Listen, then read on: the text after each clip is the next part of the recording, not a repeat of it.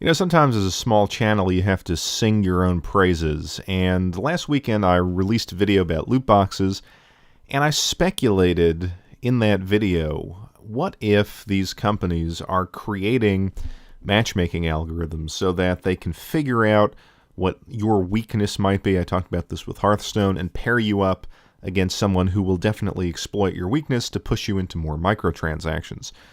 Well, I came across an article this week saying that Activision has patented exactly that technology. And I'll link to it below. I linked to it below a little bit later on in the description to the video last weekend. Now, to be fair, they claim that they have not used this. And, of course, no one else has come out and said that they've developed this. But the fact that it exists, and this was my argument in the video from last weekend, makes me basically distrust any online game and even some offline games. I feel like if these technologies exist and if there's the financial incentive for companies to manipulate your behavior, then who's to say they aren't doing it either with this particular technology that Activision has developed or any other kind of technology? You don't really know what's going on under the hood. And again, if they can make money off of manipulating you, they will do it. And I think it speaks to the new era that we inhabit in video games. Today I read an article in Polygon talking about the death of the single-player game in relation to EA shutting down that Visceral Studio, which admittedly I kind of glossed over that news when it came out because I was never a huge Dead Space fan, but apparently they were working on a very large and expensive Star Wars-related project. And one of the guys at EA came out and said, well, you know, we're shutting down the studio and we're going to pivot that project into something more modern. And, of course, the insinuation there was that it was not going to be a single-player cinematic game. It was going to be something like the DICE Star Wars games, which themselves have been embroiled in a lack of single-player content for the first one and now loot boxes for the second. And I think the bigger story here is twofold. One, for years I've complained about the cinematic experience in games, and I think the companies are starting to find out that it's expensive to create a cinematic game. It's expensive to essentially make a movie in video game form. It's expensive to hire the character actors and the writers to do that. It's a lot easier just to make a competitive online kind of game. And it's a lot more profitable with microtransactions and DLCs and the freemium model being what it is and coming in to video games. And so I think this is because we wanted for all these years, and I was guilty of it myself in the 90s, you know, thinking, well, my games could be like Hollywood movies.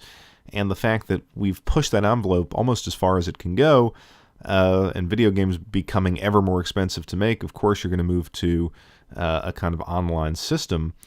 But I think it's also sinister on the part of the gaming companies because single player will die because they know that the microtransaction world is coming. They are pushing it. This is the year of that, whether it's something like Forza or whether it's something like Gran Turismo, which is not going to have microtransactions but has built an online infrastructure similar, if not more attractive, than iRacing, and iRacing makes decent money off of charging you for tracks, charging you for cars. I wouldn't be surprised to see if Gran Turismo eventually did something like that. So we're entering a world where the MSRP has essentially become like a cover charge.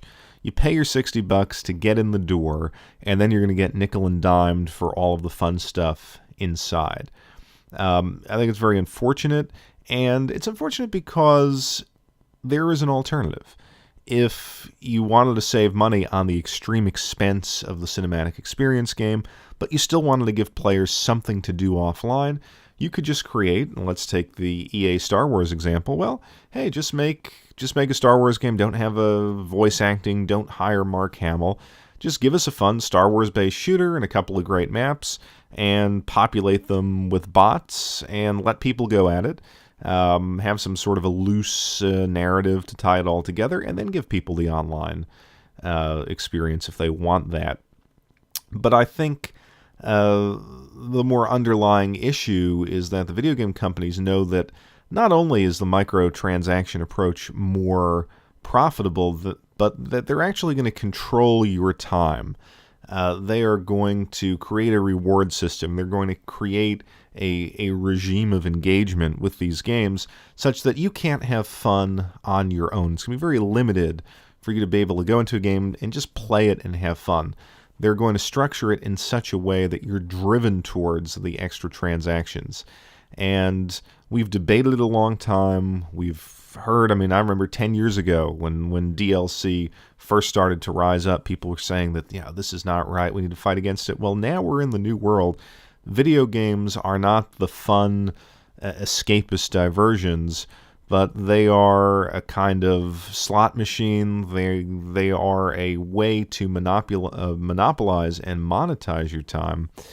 And I think it's now time to ask, is this the same hobby that we loved for all these years?